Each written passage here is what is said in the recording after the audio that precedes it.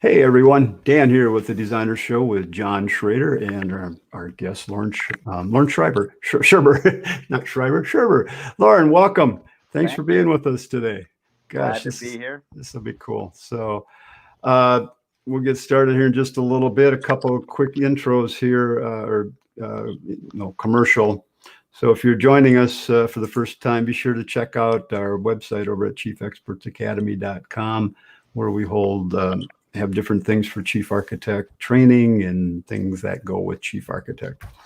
All right, so that wasn't much of a commercial, but it was something. All right, Loren. Let's make sure that everybody puts comments in the comment section, questions, and what you respond to what Loren's saying. So yes, exactly. So we'll keep reminding people throughout the meeting here. So please post comments, say hi, whatever you want to do. So we've got a ton of information to share today. Loren has done an amazing job. So it's just really excited to have him on the call so we can talk about this. So Loren, so you've been doing this quite a while, but before we get into that stuff, let's just have a little fun question. What's your favorite hobby? What do you like to do that's not work related? Yeah, I like to golf. Well, you are a golfer. Okay. Yeah. Last year I got it's called a public country club membership, but it's $59 a month, and there's 100 courses, and you can golf for free. So cool. Kind of a subscription, and gives you the incentive to get out and walk. You pay for a cart, but anyway. So yeah, that's my little commercial. Where did you get that membership from? They have a waiting list, but it's called the Public Country Club. I'll be danged. Yeah, I'll bet they have a waiting list. Yeah. So for that. And there's certain hours you can't use it and stuff, but generally, yeah, if you get out, city courses, those kind of courses. So, yeah, I like to get out and golf and enjoy the nice outdoor weather and try to keep it straight. Well, I mean, Minnesota has, I think I read, the third most golf courses in the United States. Wow. Something like third or fifth, something like that. We have a lot of golf courses. Go figure. Yeah. We can only use them, 8-9 months out of the year if we're lucky. If we're lucky. Hopefully we'll be lucky. But cool. Yeah. Well, good for you. And we got a few people logging on. Frank, how you doing? Diane. Hey, Diane. Nice to see you. And let's see who else we got here that said hi. A Facebook user. So if you're on Facebook, you can click a link and you have to approve that we can show your name on Facebook. So go ahead and click that link. So Loren, you've been in this industry for a while. Tell us a little bit about how you got into it. And while you do that, I want to bring up something on your website. So you guys on the call, and I'll show this a bunch of times. Let's go over to, let's see where to go here. You just go over to castlebri.com. Loren's website that he's got there, he's done such an amazing job on. It's like an education center in itself. So you guys will learn a lot by spending some time on Loren's website. Loren, why do you put so much information on your website? I think, it started out with kind of transparency and then also just content on the website. So the more content you have, the better you're going to come up on kind of search results. But ultimately, my dad, who started the company, was a teacher, and so he believed strongly in an educated consumer is a good consumer. So our job's to help people with their old house, and they all have a wish list that's longer than their budget. And the better help you can do with somebody on this project, the sooner they'll get to the next project and help them make smart decisions, with their house and do things in the right order. And so generally, we just try to put a lot of information out there because, frankly, a lot of competitors' websites are 5 pages, how to contact us, 4 pictures of projects, who the team is, and not much to it. And so we just kind of took the opposite tact of continually adding new information and more information and more detail. You do a phenomenal job.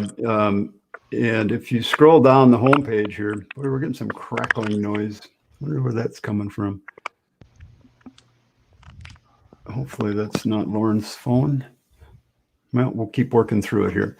Audio is always an issue sometimes.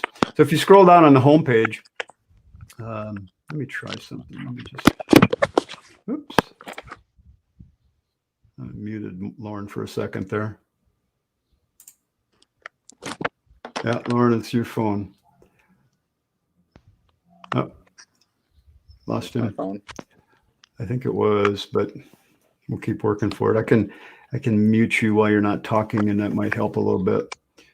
We were having trouble. We tested yesterday, and we were having trouble with his computer, so we went on his phone now. So, why would it be crackling like that? Any idea, John? I have no idea. All right. Okay, we'll just work through it. The joy of technology. So, Lauren, I'm going to mute you every now and then, or you can mute yourself too by clicking on the mic in the picture that you're doing. So when you're not talking, you can just click that mic. I can. Yes. Sorry. Oh, that's right. You're on a phone. You don't have a mouse handy. Sure. And I can try. I think to we'll get back just on my bear with computer it. if that's- I didn't even really notice it, Dan, until you said something. So Okay. Well, maybe it's my headsets. I don't know. They do pick up a lot of noise. Anyway, sorry for that noise there, but let's just keep moving forward. So on Lauren's homepage, when you scroll down here, you have nothing but the facts. And if we look at this, you can, I love how what your clients have said about you. And John and I were talking the other day, and we love that word transparent. So that's what we were just talking about. You like to be transparent with your clients, and everything has evolved into so much more than that. You talk about the types of projects that you've done. This is 2019. This is last year. And you talk about the average cost of a project, your total sales, number of projects, sales and production. And, on the bottom here, Lauren, tell me a little bit about, well, actually, let's come back to this. I want to finish kind of on this that's a little bit about how you got into business and where this all came from. And a good way to learn a little bit about Lauren's journey is to go to the tab About Us and go to the infographic tab. And at the bottom of this, there's a link under the 2018 infographic that'll bring up this PDF. And on the bottom of that sheet, it talks about when your father started the business back in 1977. So, and then you came on in 2005. So It was around 2003 when I joined the company. Okay. I had worked in the corporate world a few years after getting a marketing and entrepreneurship degree from the University of North Dakota, and decided I wanted to do something more entrepreneurial and work while I was getting my MBA. And so while I went to the Carlson School, I joined Castle, kind of helping my dad with whatever they needed help with at Castle. So yeah. I'm trying to remember. I worked for your father back in would have been in the 80s, I think, for about a year or two, as a carpenter. He hired me as a carpenter back then. Yeah. Loved working with him. Great guy. He was. Yeah. Your father's. You were a great lead carpenter and project Thanks, manager. yeah. He was telling me that today. So. Oh, cool. Yeah, there was. And then he said that. Yeah. He said it's too bad you got so good at chief architect, and yeah. had to go and do that. So. Yeah. Oh well. Yeah, we all make our choices here. But yeah, your father has done a great job in the industry, and he's done so much to help so many people. So a lot like you are doing here. So I can kind of see where, it runs in your DNA to share good information and to help people in the industry. So congratulations to you. But this is a great infographic again. So you have them on your site, and you go back quite a number of years to 2012, it looks like. So cool. Yeah, it's a fun way to kind of chronicle the year and how many projects you did and how many employees you had, and kind of graphically get across who you are. Yeah. So your first, I kind of got back in touch with you guys back in the early 2000s, and I used to measure a lot of jobs for you and do the as-builts and help you with the plans while you were growing your business. And you started your first location. So tell me that process that you went through, where now you have 1, 2, 3, 4, 5 locations. So this was the first one. I remember helping you a lot with the plans on that one. So why locations? What's up with that? Why do you have 5?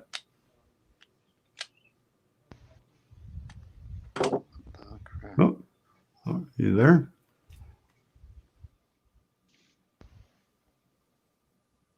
Uh-oh. You there, Loren? Audio, Dan. Oh, no. I can't hear you. You can't hear me. Uh-oh. Hello, Loren. So you can't hear me at all? Loren, you want to try doing a hotspot to your laptop? Or you think your laptop had the mic problem? Of course, you can't hear what I'm saying anyway. If he doesn't have audio.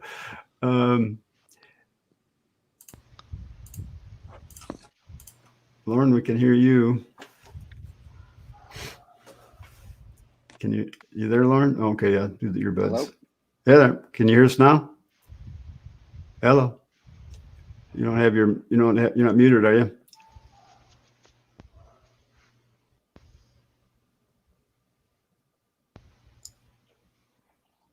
Hello, Loren. Doggone it. I cannot hear. Hate it when it happens. Yeah. Now Jump out and jump back in. Yeah, that's probably the right thing. I thought he was going to go home and use his computer at home. So Dan, let's ask you a question. Yes. What's one of your favorite memories about back in that day when you were a lead carpenter and working on projects like that? I've always, that's all I ever did was remodeling back in the day. And I like the challenge of remodeling because you get to figure stuff out all the time. And I'd tell Marty, that's Loren's father, just send me, give me your toughest jobs because I love figuring them out. And I'm really good at it. And I remember we had one kitchen that we had to cut to the walls and the floor was off like 2 inches. I mean, it was really off a lot. And they talked about floating and doing all this stuff. I said, no, let's just shim it all out and put new subfloor down, level it out, and we'll be good to go. So hell, by the end of the day, I had that done and we were good to go. But yeah, Marty was just a good guy to work with. He just kind of let you go. He gave you the instructions and let you go. He wasn't a micromanager. Gave you for the final picture, let you figure out how to do it. Pretty much, yeah. Pretty much. And he was really good at not just explaining things, but teaching you what you needed to do at the same time in a really good way. So yeah. Marty's still involved in the industry. He's retired now, but he's still involved in the industry. Oh, I got it. Lauren's back. Loren, you back? Can you hear us now? I'm back. I can hear things again. Sorry about that. All right. Yay. All right. Uh-oh. There's my dog bell. Someone's at the door. Okay. So John had just asked me what I remember most about working for your father. And I just remembered this one kitchen that we did was so out of level that the way that we fixed it was kind of fun. All right, so let's get back to this. So where was I? So you've got 5 locations. Why do you have so many locations? What's up with that? Sure. I mean, yeah. Doesn't that strain your overhead? It does and it doesn't. I guess it provides us with a lot of leads. We started out, working in my dad's basement in Northeast Minneapolis. I remember that. Yeah. Yeah. Kind of outgrew the basement. There was 5, adults coming to my parents' basement every day going down there. And my mom got a little sick of that. And we decided to grow a little. So we bought this dilapidated building in Northeast Minneapolis and fixed it up. And that one. Yep, and that became our headquarters, and we put a showroom in, and we said, wow, this is really convenient for people to come here and pick out all their materials in one spot, and see their countertops and their cabinets together, and pick the knobs, and pick a paint color. And he said that's pretty efficient to get all that stuff figured out before a job starts. So, and then people would pop in or give us a call, and they'd say like, welcome to the neighborhood. And we kind of like, well, we've been here for 25 years, but now you know that we exist. So. We said, oh, this is starting to get us some leads and some business. And so. Oh, no. Oh, Loren, we lost you. So after a year or two of having, I'm back. Sorry about Yeah, that. yeah, no problem. The downside of working on an iPhone here. Yeah. Yeah. So after we were in our office for a year or two in Northeast Minneapolis, I think I was at a home show in Highland Park at Cretin-Durham Hall or something, and it kind of hit me after the third or fourth person said to me like, great conversation talking about their whatever project, and they kind of say, you know, is there, oh, where are you from? Oh, we're from Northeast Minneapolis, which is 5 miles away from there. Right. They say, oh, yeah, that's a real long way away. We'd really like to work with somebody from St. Paul. Yeah. And so after kind of seeing the space come up in St. Paul, that was a affordable lease. We said, well, let's go open a St. Paul showroom, and we'll get a 651 phone number that runs over here to Northeast, and see if we get more work in St. Paul. And so through a good real estate location with high traffic and visibility, and then some more advertising and a good salesperson over there, we were able to grow, to a couple $1 million in sales. And we said, this works to have multiple locations. So Mm-hmm. the answer is that by being the local remodeler, we're able to get, maybe a third or 40% of our leads from people who drive by our showrooms every day. Nice. And then it's a real convenience or a selling point for the designers to be able to have a spot to meet with customers and keep all the samples and Cool. see everything in one spot, see our workmanship, or really kind of help convince people to hire us. So you can see you've got a lot of different, you can see where your leads are coming from, obviously, where you do a lot of your work. I see you do some work out west and up in the northern suburbs too. So it's working for you. It's working well, huh? So it is. 1 year we did a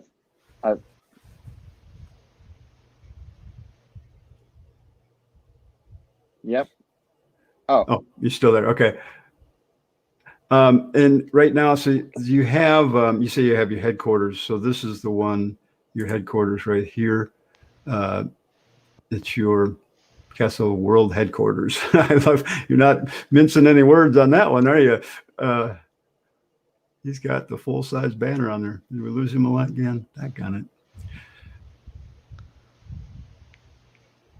You still there, Loren?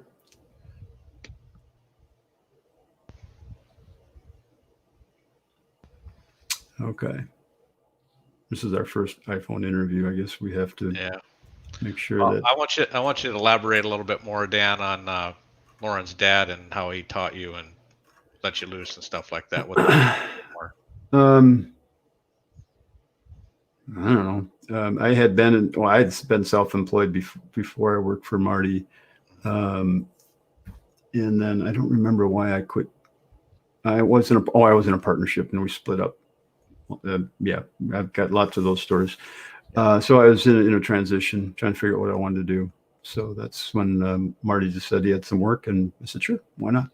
Yeah. So what did I learn from Marty? I mean, again, the way he taught you and the way he let you go to do it the way you thought it needed to be done and stuff like that. That seems like the preferred way to teach and grow people. Yeah. It really is. But I was a really good, even when I was a kid, I was always building stuff. So I was just a natural born carpenter, and I was always good at figuring stuff out. So, I was kind of one of those guys that, boy, if you could find a bunch of guys like that to be in your business and work with you, you'd be good to go. And that's the challenge. Okay. We're back again, Loren. Sorry. All right. So you got the 5 locations, you got your world headquarters working well for you. So each location is like its own marketing tool. Plus you're closer to that neighborhood, which makes perfect sense. So, none of them are big splashy places other than your production warehouse.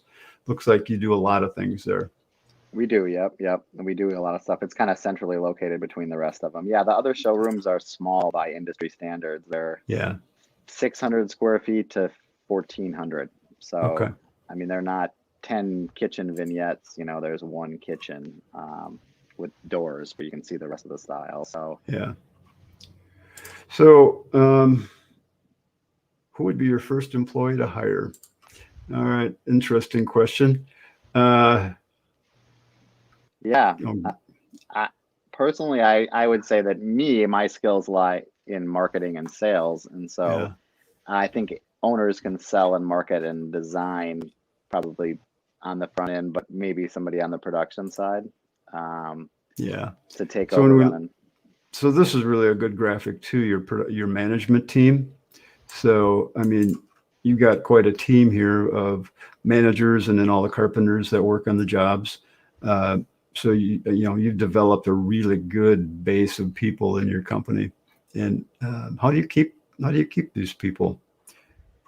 Yeah, we try to be a great place to work where, we don't micromanage people. We give them their tasks and their goals and their processes, and try to ask them to get along and be adults and, work with their coworkers. And, you know, we try to have great benefits, competitive pay, give people the opportunity to grow and take on new responsibilities, try to be creative and not make it too stale or stagnant, and Sure. try to have A players. I mean, when there's that involves, I liken it to like we're trying to be like a professional sports team. That it's not.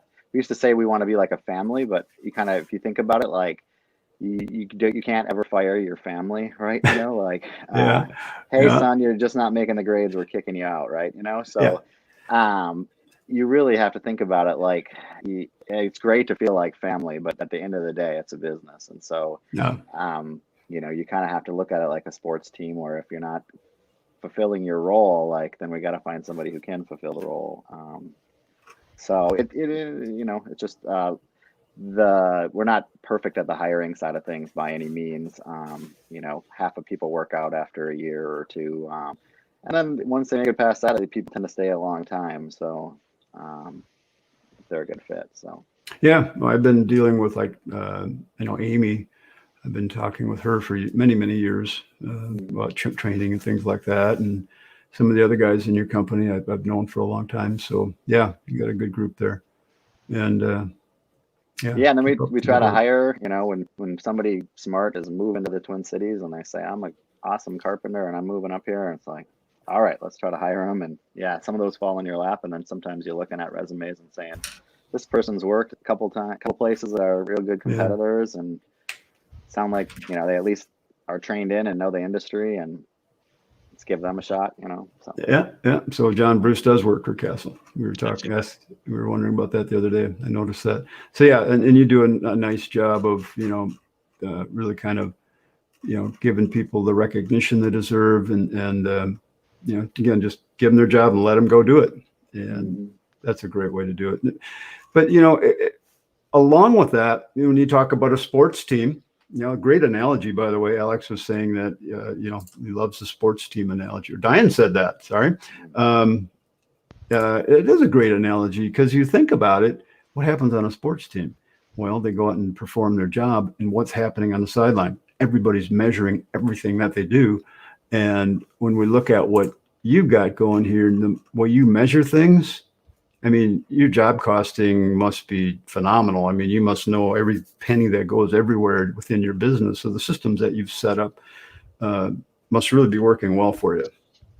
Yeah, then that's like, T-sheets for tracking our guys, log in and use time tracking, and that syncs with QuickBooks. And so that makes it fairly easy. And then it's just a matter of receipts when they come in to make sure they're coded to the right job. Sure. The right category. So, I mean, the estimating system and the receipts kind of have to match up. So makes sense. Yeah. And I remember, you've been developing that for a long time. So I know you've worked hard on that over the years.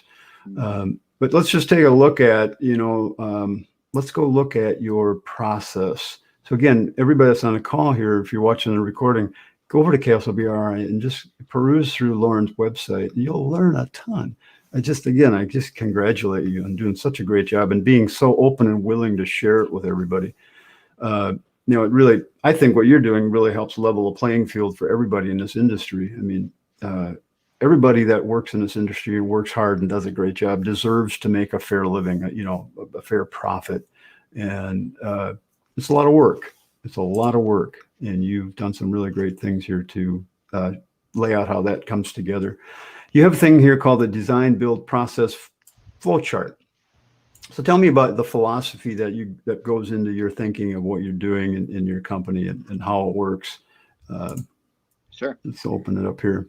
Yeah, so this is kind of for the project management geeks out there. We get a lot of like accountants and engineers and stuff who like have read this whole thing and they're like, "This is so awesome that you actually have a process and like you know like how it's supposed to work." I tell them it doesn't always work like this, but this is generally how it's supposed to work. Well, it's a roadmap. If you have a map, there's a pretty good chance you might arrive at the destination with a little bit less friction, right? Yep, exactly. Yeah. And it should be clear, like whose responsibility is it to do this thing and this thing and this thing, and what order do things happen in, and how do you handle it if it's a change order or deviations from the process. So, our general philosophy is to have a defined process. It's all written down, but I wouldn't say that people actually go back and look at it every single day when they do every single thing. But it's a good reference for. When something does come up or we say, we're really having a problem with this, or for clients to say, wow, look at this is, why does it take 5 months to do this addition? It's like, there's all these, or why does it take 3 months to do design and a month to get ready and then, 3 months to do this project? And it's like, well, all these things have to happen. I use this in some of my classes sometimes when I'm teaching about design and the importance of design, because you guys charge for all your design services, and I think we were talking yesterday a little bit. You're somewhere around the 3-4% range for the design. Philosophy wise there, we kind of look at, we've tried a whole bunch of different things over the years, and ultimately like we're a volume business, and that we're trying to do 170 remodeling projects for the year, and the design helps a little bit, but it's not going to pay the bills. We're not an architecture firm. The design fees. Yeah. I look at the design fees as the design process is like engagement before marriage, but the design fees are like a split commitment. Like we're not going to make a ton of money if we just do the design. Our job is to get people through that design process, to keep them on track, to show them products that fit in their budget, to help them get a project that works for their budget. And so if we get to the end of that and we're way over budget, or the project's evolved or morphed and we didn't talk about budget, then we don't get the job a lot of times, or they go shop it and bid it for somebody else. And so that design fee is not a ton of money, but it's really kind of it's a sign that they're committed to working with us. And it covers our time. And sometimes people are like, we don't need plans. It's like, I don't care if you need plans or not. We need plans internally. Like my guy who shows up to put your tile surround it needs a plan to look at. So congrats that you don't need one, but our process dictates that we have a set of plans. So we do the right thing and build what we talked about. Yeah, no, I talk about that all the time, that this design part is one of the most important parts of the job, because without a good plan, everything else in your flow chart here kind of goes to hell. And the other part of our philosophy is to like pick out everything down to the grout color, the knobs, the transition strips, what color the switch plate covers are, and have it in our estimate for the site visit when we get subs bids, not TBDs. And really, like, the goal is to have no change orders, or to have very few change orders. And so it's nice to be able to tell people on the front end, like that we have 2% of our sales that come from change orders, and half of that's customer requested items. And so we've got the surprises down to 1%, and if you know which tile it is, then if that tile has a 12-week lead time or is in stock, so you can actually put a forecast together for the job without issues. Yeah, no, this is really, really excellent. And it just really, it helps the customer understand that, I don't just send a check and it magically appears, much as we see on TV all the time. And you've addressed that, which I love, not as seen on TV. So everybody on the call here, make sure you go to Not As Seen on TV on the website and watch these two little clips. They're excellent. You really explain in real plain language the reality of a real project, what it really takes. Yeah, I mean, a lot of people ask, like, why does it take, 30 days to remodel your bathroom? And it's like, well, it's a small space, and if you can fit two people in there, you're lucky. And Yeah. you know, it's one trade at a time, and the drywall takes 5 days and this part takes this many days, and Yeah. we can do Yeah. these three things on this day. And so, yeah, it just lays out, kind of a Yeah. typical remodel and timeline. Yeah, nice job. Again, I congratulate you on doing a great job. It just really lays it out clear. I've had a lot of people, I've told a lot of people about these videos and sent them over there. So, in fact, I should post those in my blog. I think I'll do that because they're really well done. So, back to your process now. So, you have a little overview process, flow chart, a budget estimate. This is really fascinating too because you don't see this very often. I mean, in fact, the only other place I've seen this kind of information, even somewhat similar, is on the Remodeler. Is it the Remodelers magazine, cost versus profit Sure. pages? Hmm. And here you are, a contractor in Minneapolis, laying out all these different kinds of projects with all the costs involved. Yeah. What's up with that? Why do you do that? Sure, yeah. I mean, so much of kind of what we're doing on the front end is kind of qualifying people and trying to, tell them, what a project's going to cost. And so just over the years, we've kind of made a set of 30 or 40 of our most typical projects. And it's quite a bit of work because each year you got to go in and recreate, 40 new estimates and make PDFs and put them on the website. But it's worth it in that, my job as the sales manager, and everybody's a little bit of a sales manager, whether you have employees or not. You get a phone call or you talk to somebody on the phone about a project. And you can't just be like, the kitchen's 70 grand. You got to talk to them about, what they want to do and what their house is, and when it was built and the goals for the project and why they want to do it. And Yeah. but ultimately you're trying to get at, like, are these people trying to spend 10 grand or 40 or, 60 or 100, or, what's their budget, and are they a good fit for us? Are they okay with the timeline? And, what are their different options? And so we just try to talk to people about, we're not only selling Cadillacs here, we've got, options for a makeover in your kitchen. We've got options for a complete remodel that's more moderate. We've got options for higher end, more classic, and so we can do more custom. And so just trying to have some parameter conversations around, this costs 40 to 60 grand, and this costs 10 to 30,000, and this costs 70 to 90,000. And so, and giving people that information, because so much of the industry just puts pretty pictures out there and says, look how Mm-hmm. awesome we are, and is kind of willing to chase everything that comes through the door. And so people are sometimes turned back a little bit, or they're like, we want to have somebody out to do a bid. And I tell them, like, I want to have a phone conversation with you first for 15 to 30 minutes and to talk through our process, our timeline, our warranties and guarantees and costs, to see if we're a good fit. Because if I Right. send a designer out, it's 5 hours of work for them to drive out, meet with them, drive home, do an estimate, and follow up. So, Right.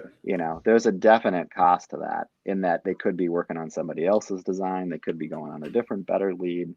Yeah. So, the most important half an hour is really that first phone call, in my opinion. And so these are what I look at when I'm on the phone with people. I'm like, you should look at our website, and you should click on this, and this is going to show Yeah. you, about what it's going to cost. And if you've got the same 12 by 12 kitchen as everybody else in Minneapolis and St. Paul, and you want new cabinets and to open up the wall and whatever it is, like, this line item spells out, um, and so, yeah, so So there's a question kind of related to different levels of pricing. Do you use select wood and exotic woods in your projects? I would And say, yeah, I would say not often. My general philosophy is that I would rather sell two $70,000 kitchen remodels than one single $140,000 kitchen remodel. oh And yeah, it's easier to do those two standard over and over kitchens, with yeah, white painted cabinets and subway tile and, quartz countertops, than it is to do the curved island with the raised arch top and the onyx underlit back, whatever it is, like the yeah. super high end. So most of what we're doing is not in $1 million houses that are super high end. These are Well, three. You carved your niche out well. I mean, you recognize what you're good at, and really you've kind of taken off from where your father left off, and you've just brought it to a new level. And because that's your father would always do these kinds of projects in, South Minneapolis, older houses, story and a half, smaller houses, I'm just really thrilled or amazed at how well you've carved out that niche and you run with it. So this is cool. And there's another question up higher, Dan, about how many projects your project managers have going at the same time. And Sure. I assume because they're doing a lot of the same stuff, they're able to handle more. Yeah, so we have 4 project managers. They kind of each cover a quadrant of the area. So one will cover north side of town, one covers east, one covers south, one covers west. And so they have a tighter geographic area that they're covering. They'll usually have between like 5 and 10 projects at a time that they're managing. Our projects, most of our projects are in the like $30,000 to $120,000 range. So you're talking kitchens, baths, basements, attics. They may have one addition or 2 additions going on at a time. If they've got a $400,000 whole house remodeling addition, we probably have less projects for them because that's a pretty time-consuming one. Do you look at projects out of your area, you kind of designated area where you go out like to the farther Lake Minnetonka or the farther edges of the town? That's a little far. We try to stay within 25 miles Okay. of our production headquarters, which doesn't quite make it to Stillwater or Rosemont or those kind of things, but covers a good portion of the Twin Cities. We do, we do have built into our estimating system a question that says how far away is it, and as it gets further away, the price goes up. Oh, okay. Slightly, yeah. Well, you're gonna have more management time involved, so more mileage to pay. And Yep. So your project managers are doing 5 to 10 at a time. Imagine if you were doing the ultra custom kitchens for the $1 million houses and stuff like that, that'd probably drop down to 2 or 3. Yeah, it would. Yeah. And they're really they might have 1 or 2 that are starting up, 4 that are really going, 1 or 2 that are in the punch list and finishing up. And then they're also kind of working as a team with our designers. So as our designers take people through the design and planning process, that PM is doing a review, that PM is, going to a site visit to meet the subs and help get the bids, and then taking over once the contract is signed. And so, they got their hands full. There's a lot of, they have to give a lot of feedback and kind of redline plans or help with that process. Although we have other people that really help with like cabinet orders and window orders and some of the more detailed areas. So with your showrooms, you must really enjoy having more control over that whole selection process too, don't you? Do you use a lot of the same materials on all these different jobs? You've kind of selected some of the best stuff that you use over and over again? Definitely. Yeah, we like that. It's inconvenient, I think, for a lot of customers to go to this plumbing supply house and this place to look at cabinets and this place to look at lighting. And we do have the same, vendors that we try to use over and over again. And that makes it a little easier once you get to know a cabinet line or a countertop vendor or So how do you manage keeping all your showrooms up to date regularly? Yeah, so we have a design manager, Amy, who helps the designers on projects and then also kind of manages the showrooms or vendor relationships. And then there's kind of one designated designer that's assigned to each showroom that will help, with minor tasks or kind of makes that their home base. And so it's a lot of work to manage, when a new product comes out or something's discontinued, we need to get this tile out of all 4 showrooms so we don't spec it anymore. And, there's 1,000 different tiles there. It's a lot to keep track of. I hear contractors all the time saying, I want to have a showroom. And it's like, you sure? Because it's a lot of work, man, keeping them up to date. It is. Yeah, it is.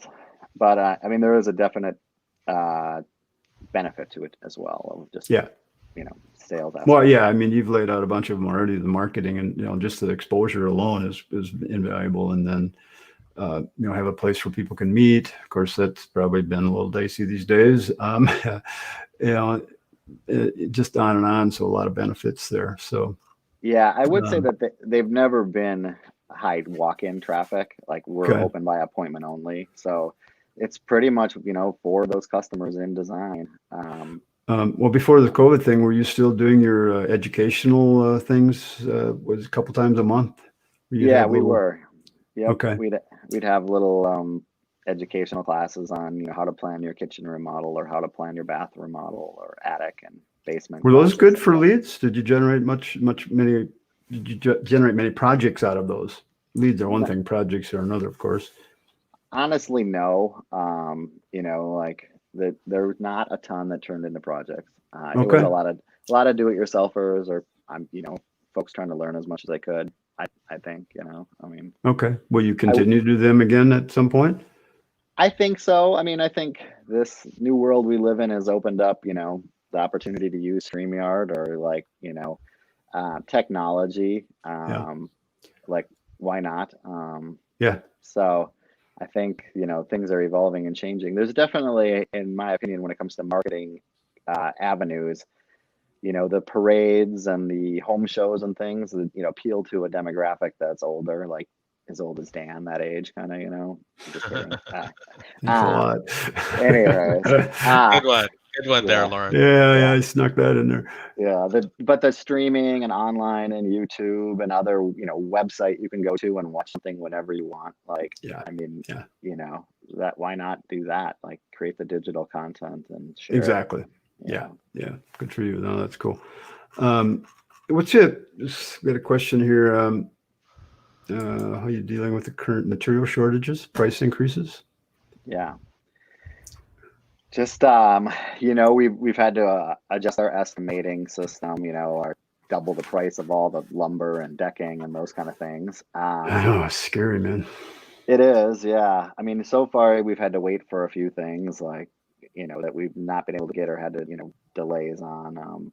We plan our jobs out so far and we're booked out a ways that most of it's manageable. Like, if you have a 12-week long project and you need carpet, you've got 12 weeks of lead time. So we pick everything out at the beginning. So my general philosophy is that we're going to win some and lose some on the wood. So what's going to happen is I'm going to bump up our estimator. At some point, this prices are going to come back down and we're going to win some on the backside because we're going to have too much money in there when the price comes back down. So we're going to lose a few here where, the lumber just cost $1,000 more than the $1,000 we had in the estimate. And that sucks, but it's generally speaking, like wood and materials are 19% of our project costs. So labor and subs are the big ones, right? And that framing material is, 20% of the overall material cost. So you're only talking about 3 or 4% of the, some of these jobs is higher, right? So you just got to suck it up. And, I personally don't believe in trying to go back to the customer and be like, we just got screwed on lumber, so you need to pay us more.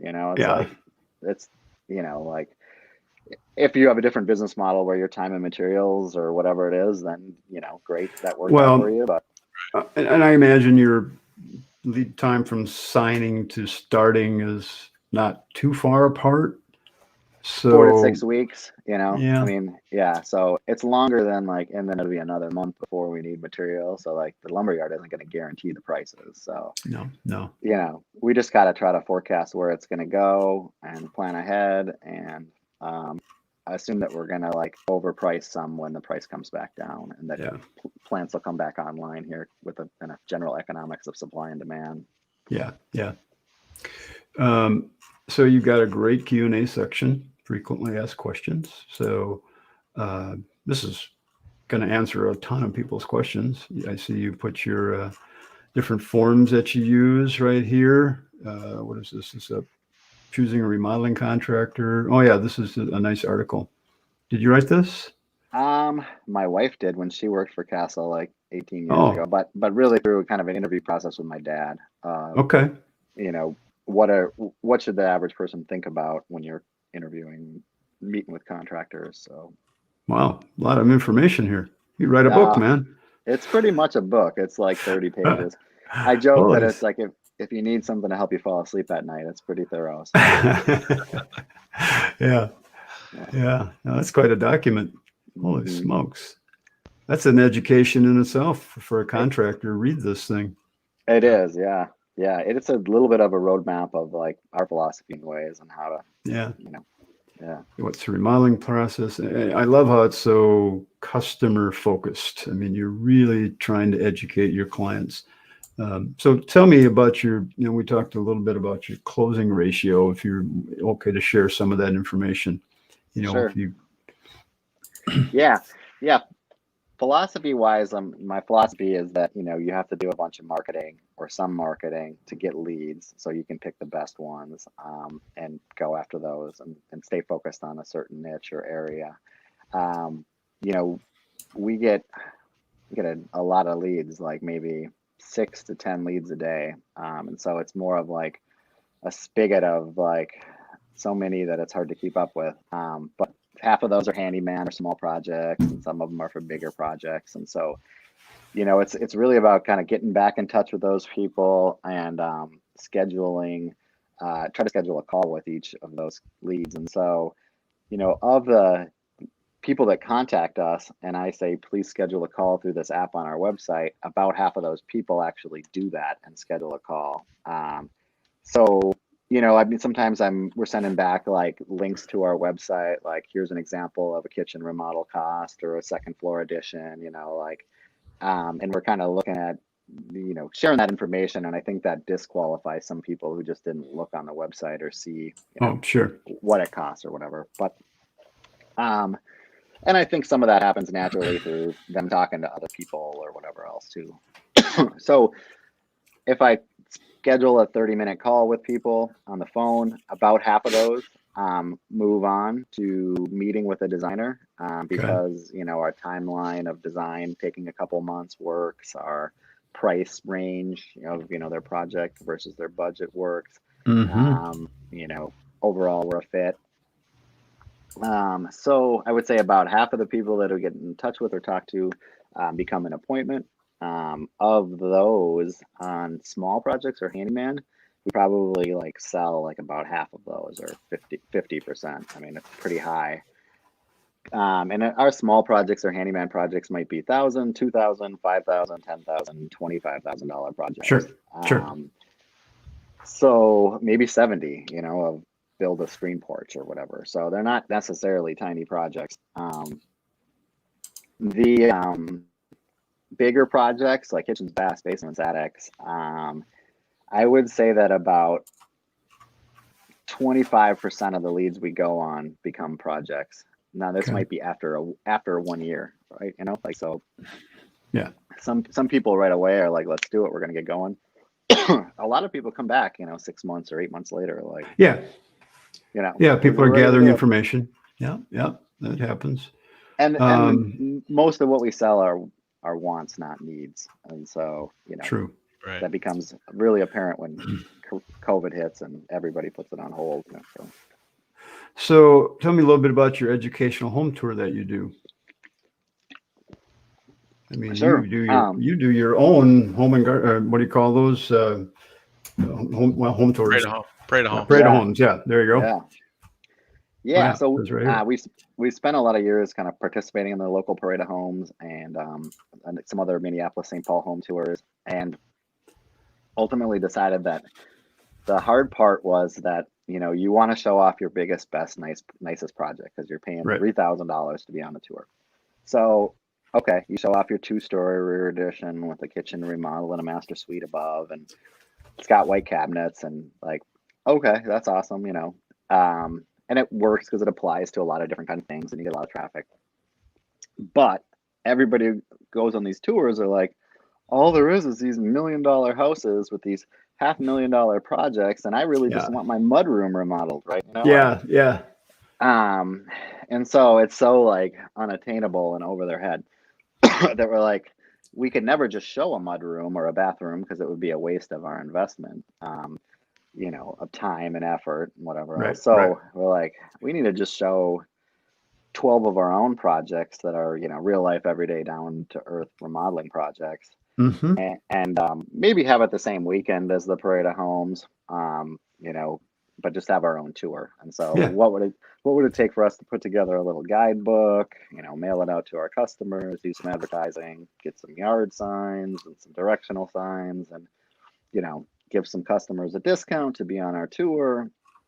And so, yeah, we've done it about 7 years, and Yeah.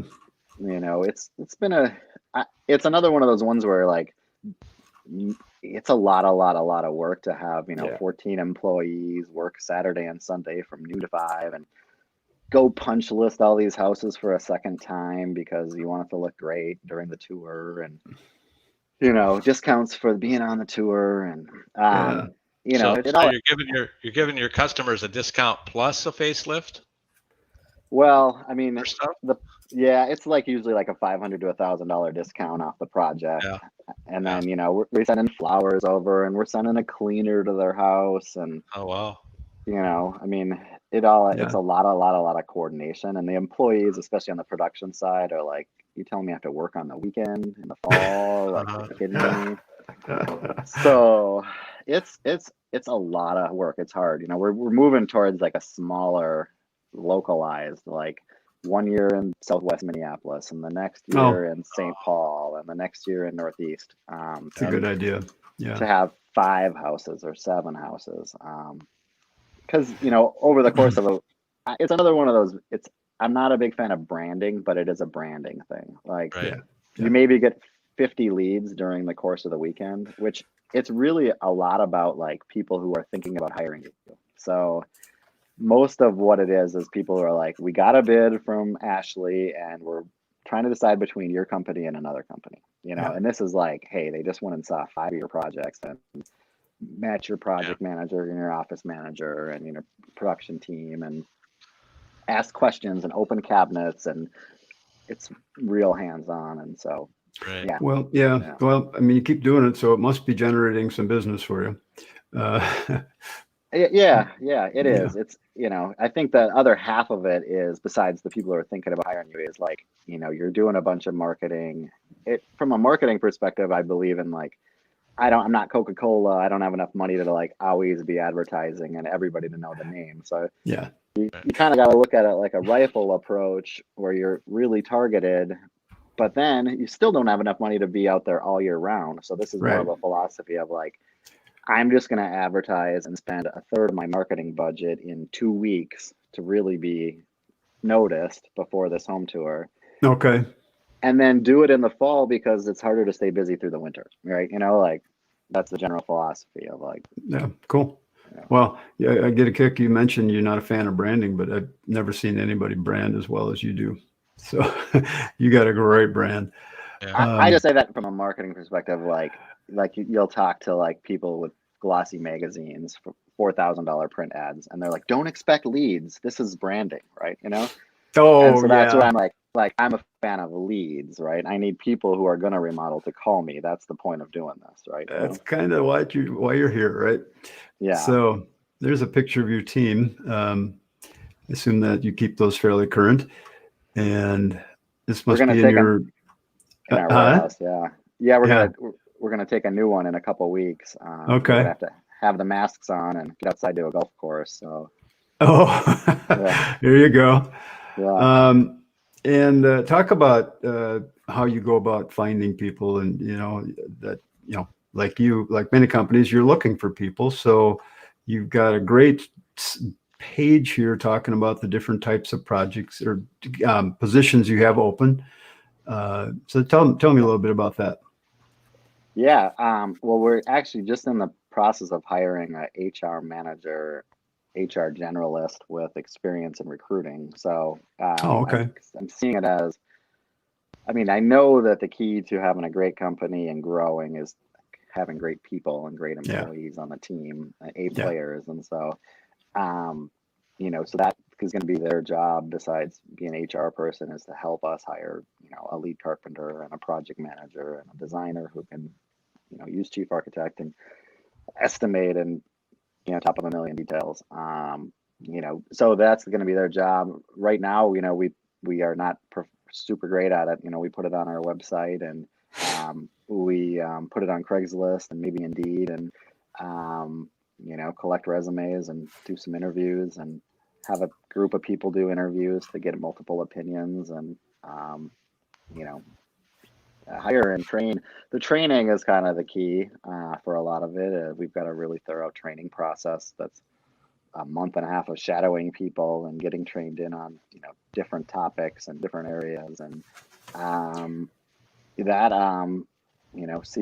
seems to work. But really, you got to get your hands into projects and actually go through it to kind of really know it.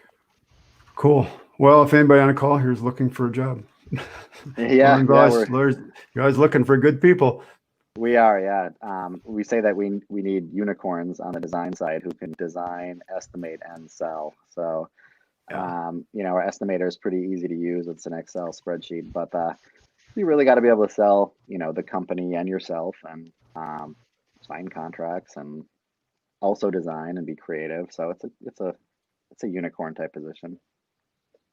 So you've done a lot of things in a short period of time. So what, of all of those things in your career so far, what, besides your family now, what are you most proud of? What comes to mind that really I'm really psyched that we did this? I'm driven by professionalism and being a good value. And so I like to try to bring some professionalism to the industry, and hopefully, we've got some guarantees we offer where we kind of hold ourselves to a standard that's higher than a lot of contractors. And so we've got a lifetime warranty on our workmanship. Yeah. How does that work? How do you offer? Yeah. So we basically say that if we do something wrong, or, we've had things where we've recommended bad materials and gone back and replaced it or fixed it. But we kind of say if we put in a header and, you're getting a crack at your crown molding, and we've gone back and caulked crown molding and fixed tile grout lines that weren't, they were grouted instead of, using the caulk, or because, little stuff like that, basically. So it's basically punch lists that can go on forever. And generally it goes away and people are not taking advantage of it. Right. Within reason. Absolutely. Yeah. So and then our second guarantee is a timeline guarantee. So every project has a timeline, and we say, this is going to take 10 weeks. If we go over that, then we start taking $40 a day off the bill. And then the big one is a no unforeseen cost guarantee. So that's we're the experts and we know the codes, and basically we have to do a thorough enough estimate where, if we could have seen this pipe over here, or we should have saw that there was a vent cap on the roof, or, they told us it's a little squishy over here and there might be some rot, or whatever it is. Or my biggest favorite one is we're not sure there's footings underneath those front steps. It's hey, let's go over there with a shovel and check, because who wants a $2,000 change order for footings on day 2 of the project? So Diane mentions, what if at completion project do a video walkthrough? Although I don't think I let you finish your train of thought here about what you're most proud of. So just trying to bring some professionalism to the industry and raise the standard for the whole industry. Well, I will for one congratulate you, because you're doing a great job of it. So keep it up. Thanks. Yeah, this is your website. Like I say, your website is a class in itself. So people can learn a ton just coming to your site, both consumers and people in the trades.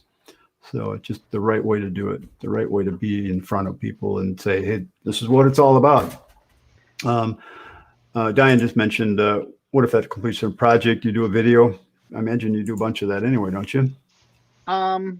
Not exactly that. We do try to take pictures along the way of, rough-in and walls that are open and everything. We send a photographer to maybe half the projects that, we finish. But yeah, with the cell phones and everything nowadays, our IT guys are already on us because we've got 30,000 files, or 250,000 files on our web drive, and it's only supposed to have 25,000 to sync optimally. So you do get into, some of those big files are harder to manage, but And I see you're still using Chief like crazy. That's good to see. Yeah. So it's earning its keep for you. We have That's something like awesome. 8 or 9 licenses. Yeah. Yeah. No, that's great. Yeah, I've worked with some of your people in the past, and yeah, I can see you guys are just continue to do a great job with it. So, so what would you like people on this call to take away from what we've discussed? Anything in particular that comes to mind? Yeah, and just some general philosophy is like try to think like a startup. Try things on a small scale. Creativity always helps. Like, Yeah. I don't know. As far as growing the company, I always kind of say like that. Don't make bets you can't afford to lose. Don't bet at all, basically. Okay. But Yeah. otherwise, like, I mean, it's going to take some risks, and it is all about like having good people, or people that are smarter than you, or better salespeople than you, or a better designer than you, or a better detail project manager than you. So, yeah. Find those people that are better than you. Yeah. And I guess I end up doing a little bit of everything. My job description always changes. Some people can handle it, Yeah. some people can't. But yeah, that's kind of the, as an owner or of a growing company anyways, you're going to wear a lot of different hats and try to plug people in that are, not many people can do everything. I could probably do everything, but not that well. So yeah, I think the person name is Jack, right? Well, cool. We're about out of time here. So Loren, I really, really appreciate you taking some time here to share this information with everybody. And again, allowing everybody to take a peek at your website, and keep up the great work, man. You're doing a great job. Thanks. Yeah. So. Yeah. I generally, think as an industry, there's a million competitors. And so try to be open book and share and learn from each other. And you really got nothing to lose, because you really never are competing against any one company every time or all that often. So, Michael Stone always says, if someone brings up the competition, you just ignore that. It's not about the competition. It's about, you got to compete with your own numbers, your own self, and don't worry about the competition. Yeah. So, because we don't know what they're doing. We don't know what their numbers are. Anyway. We don't know if they're, smart, whatever else. Yeah. John, you got anything you want to add? Everybody have a great weekend. Yeah, absolutely. Thanks for the info, Frank. You're welcome. And everybody else on the call, thank you. And we will see you next time. This is Dan with Chief Experts Academy signing off with the Designer Show. Thanks again, Loren. Thank you. It's been a pleasure. All right. Bye, everyone.